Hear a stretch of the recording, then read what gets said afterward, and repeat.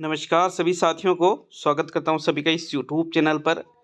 साथियों, राजस्थान जीके का पेपर लेकर आया हूं। बहुत ही महत्वपूर्ण प्रश्न रहेंगे आज के। 20 ऐसे प्रश्न जो आपके एग्जाम बेस्ड है। एग्जाम में जिस प्रकार से प्रश्न पूछे जाते हैं उसी प्रकार से ये प्रश्न है। तो चलिए शुरू करते हैं आज के इस वीडियो को। यदि आप राजस्थान की किसी भी भर्ती की तैयारी कर रहे हैं तो ये वीडियो आपके लिए काफ़ी उपयोगी रहेगा। पहला प्रश्न देखेंगे। प्रश्न संख्या 1 है आपके, मोकला सोलर एनर्जी प्रोजेक्ट राजस्थान में कहाँ पर स्थित है? जोधपुर में, बाड़मेर में, बीकानेर में या जैसलमेर में? तो देखो, प्रश्न संख्या 1 का आंसर देखते हैं। बात की जा रही है मोकला सोलर एनर्जी प्रोजेक्ट की, और ये जो प्रोजेक्ट है राजस्थान के कौन से जिले में पड़ता है? जैसलमेर जिले में पड़ता है। साथियों, बहुत सारे अन्य जो सोलर एनर्जी प्रोजेक्ट है महत्वपूर्ण, उनके बारे में भी देखेंगे। पहला प्रश्न जो है इसमें तो आपके चौथा विकल्प सही है। अगर हम बात करें खीवसर सोलर एनर्जी प्रोजेक्ट की, तो ये आपके नागौर में है। फिर है दुनिया सोलर एनर्जी प्रोजेक्ट, ये आपके जोधपुर जिले में है। और एक है आगोरिया सोलर एनर्जी प्रोजेक्ट, ये आपके बाड़मेर जिले में है। प्रश्न संख्या 2 की ओर बढ़ते हैं। दूसरा प्रश्न है, इनमें से असंगत का चयन कीजिए। असंगत का चयन करना है आपको। डामोर, जालोर, सांसी, भरतपुर, सहरिया, बारा और गरासिया, सिरोही। तो देखो, एक तरफ तो जनजातियों के नाम हैं और एक तरफ आपके जिलों के नाम दे रखे हैं। बात करेंगे डामोर जनजाति की, तो ये राजस्थान के जालोर जिले में नहीं बल्कि दक्षिणी राजस्थान में आपके जो एक जिला आता है डूंगरपुर जिला। साथियों, डामोर जनजाति डूंगरपुर जिले में पाई जाती है। बाकी सांसी जनजाति आपके भरतपुर में, सहरिया बारा जिले में और गरासिया जनजाति सिरोही जिले में निवास करती है। तो फिर प्रश्न संख्या 2 में कौन सा विकल्प असंगत हुआ?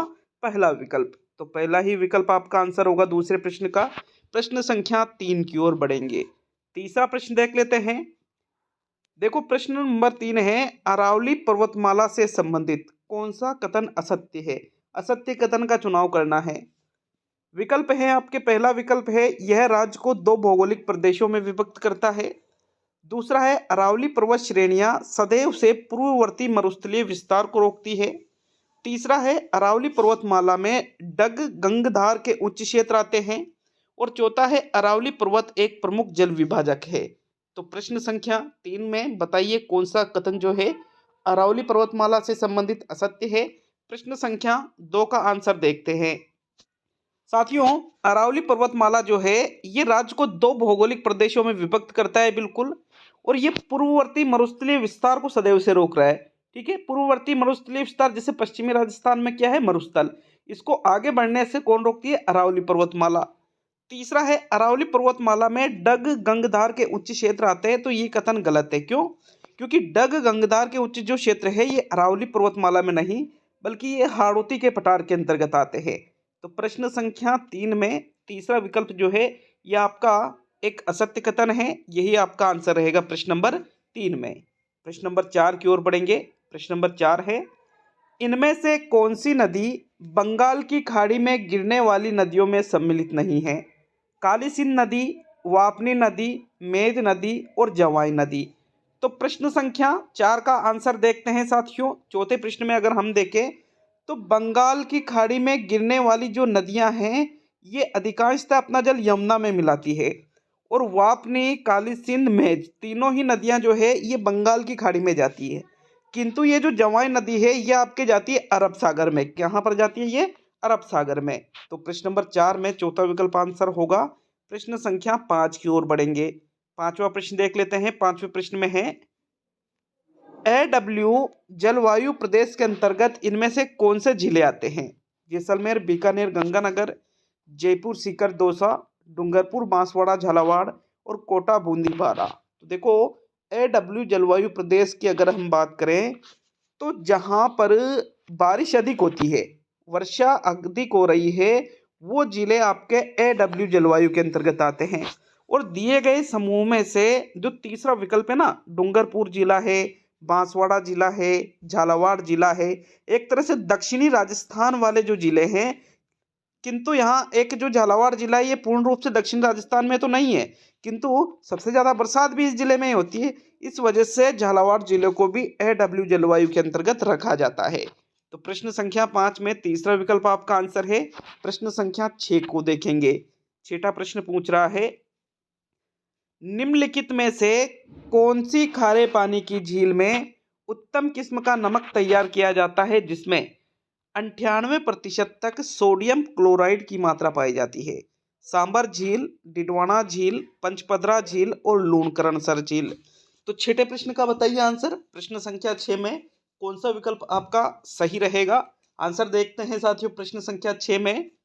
तो साथियों प्रश्न संख्या 6 का आंसर देखें तो छठे प्रश्न में जो तीसरा विकल्प है पंचपदरा झील जो है, इसमें से जो नमक तैयार किया जाता है इसमें सोडियम क्लोराइड की जो मात्रा है कितनी पाई जाती है? 98%, 98% तक सोडियम क्लोराइड पाया जाता है जो पंचपदरा झील से नमक तैयार किया जाता है। प्रश्न नंबर 6 में तीसरा विकल्प आपका आंसर होगा।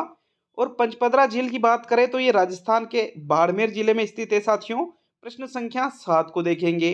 सातवां प्रश्न है, निम्न में से कौन सा सुमेलित नहीं है? केला देवी का मंदिर करौली, भटनेर दुर्ग हनुमानगढ़, मैनाल चित्तौड़गढ़ और ओसिया जोधपुर।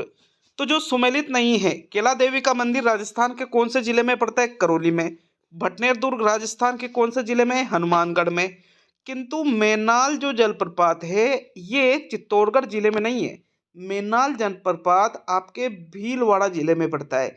बहुत जगह आपको हो सकता है मैनाल जलप्रपात चित्तौड़गढ़ जिले में देखने को मिले, लेकिन गलत है साथियों, क्योंकि मैनाल जलप्रपात जो है ये आपके भीलवाड़ा जिले में ही स्थित है, बाकी ओसिया जोधपुर में ही है। तो प्रश्न नंबर 7 में जो तीसरा विकल्प है ये सुमेलित नहीं है और यही आपका आंसर होगा। 8वें प्रश्न की ओर बढ़ेंगे। प्रश्न नंबर 8 है, अरावली के अधिकांश उच्च शिखर स्थित है। उत्तरी अरावली में, दक्षिणी अरावली में, मध्य अरावली में और उत्तरी एवं मध्य अरावली में। तो देखो बात की जाए अगर अरावली पर्वतमाला की तो दक्षिण पश्चिम से उत्तर पूर्व की ओर ये बढ़ती है साथियों। और इसके जो उच्च शिखर है ये जो राजस्थान में दक्षिणी अरावली की बात करें तो ये दक्षिणी अरावली जैसे सिरोही जिला है आपके, इन जिलों में अधिकतर उच्च शिखर स्थित है दक्षिणी की तरफ। तो बिल्कुल अरावली के अधिकांश उच्च शिखर दक्षिणी अरावली में स्थित है। दूसरा विकल्प आपके 8वें प्रश्न का सही आंसर है। प्रश्न संख्या 9 को देखेंगे। 9वां प्रश्न पूछ रहा है आपसे, इनमें से असंगत का चयन कीजिए। नाकोड़ा जैन तीर्थ है, डूनलोद मंदिरों के लिए प्रसिद्ध है, सास बहू मंदिर नागदा में स्थित है, गागरोन किला झालावाड़ में स्थित है। तो जो आपको यहाँ असंगत लगे उसका चयन प्रश्न संख्या 9 में करना है। देखो गागरोन का जो किला है जलदुर्ग ये आपके झालावाड़ जिले में पड़ता है और सास बहू का मंदिर नागदा उदयपुर में है।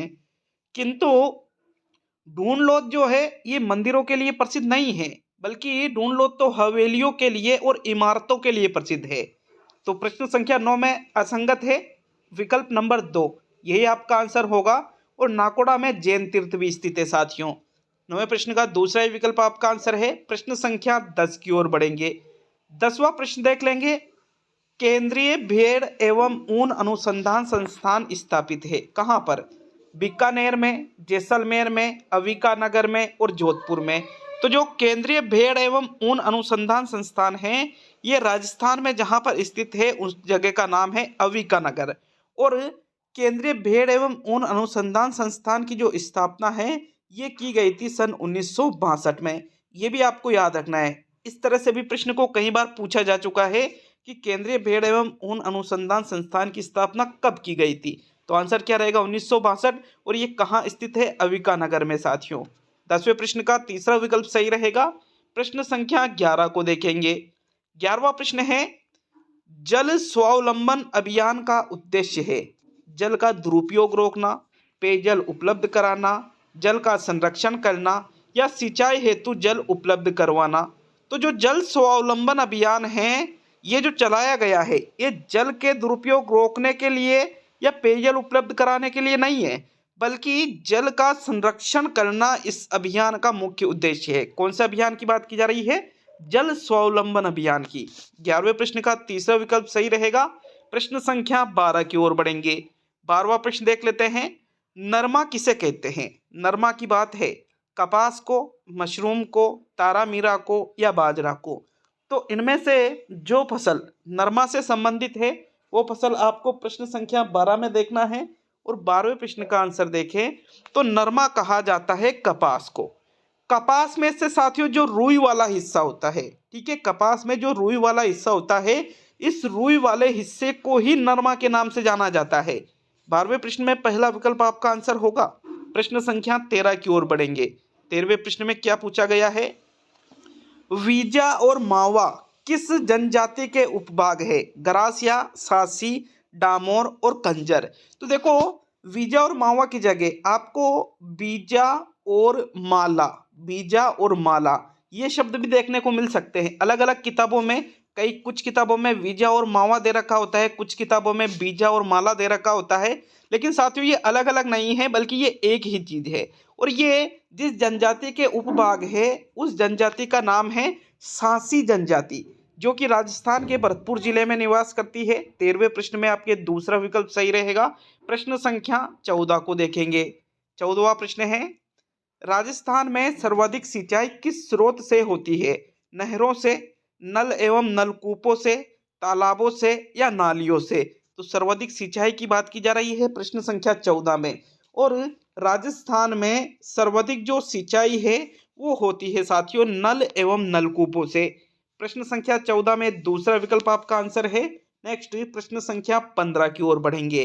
तो चलिए 15वां प्रश्न देखेंगे। राजस्थान में पहली रेल सेवा का आरंभ कब किया गया था? पहली रेल सेवा की बात है अप्रैल 1874, मई 1874, जून 1874 और जुलाई 1874। तो अगर आपको ये पता है कि भाई पहली रेल सेवा जो है 1874 में चली थी, वो तो ठीक है, लेकिन अब 1874 तो चारों ही विकल्पों में दे रखा है, तो फिर आप कौन से विकल्प पे जाओगे? आप 15वें प्रश्न में आंसर देखेंगे साथियों। अप्रैल 1874 में राजस्थान में पहली रेल सेवा का आरंभ किया गया था। प्रश्न संख्या 15 में पहला विकल्प आपका आंसर है। प्रश्न संख्या 16 की ओर बढ़ेंगे। 16वां प्रश्न देख लेते हैं। राजस्थान के किस प्रदेश में एंटीसोल्स मृदा पाई जाती है? पूर्वी, पश्चिमी, उत्तरी या दक्षिणी। तो देखो, एंटीसोल्स मृदा का मतलब आपको अगर पता है तो आसानी से आप ये बता सकते हैं कि राजस्थान के किस तरफ, राजस्थान में किस तरफ ये मृदा पाई जाती है। एंटीसोल्स मृदा का मतलब होता है रेत के कणों से युक्त जो मिट्टी है उसी को कहा जाता है एंटीसोल्स मृदा। और ये राजस्थान में पश्चिमी हिस्से में पाई जाती है साथियों। प्रश्न संख्या 16 में दूसरा विकल्प आपका आंसर है।